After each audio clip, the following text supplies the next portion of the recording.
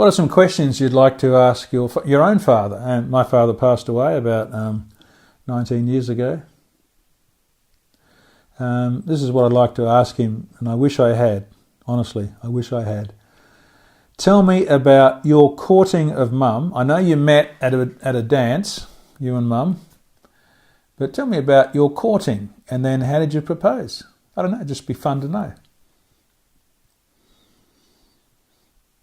Another question I'd like to ask him is a question that I've noticed in this list of questions that I'm responding to now about my life, which I thought was a really great question. Dad, what were you most scared about when you were a young adult? What were you most scared of? I thought that's a clever question, because you say, what did you do as a young adult? But what were you most scared of as a young adult?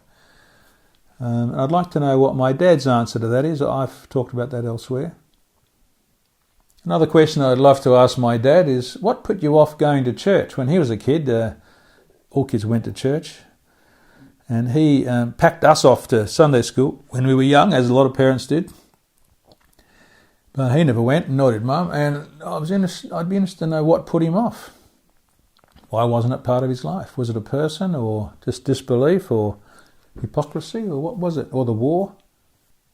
Another question I'd like to ask my dad, if he was still alive, is where did you learn to encourage people?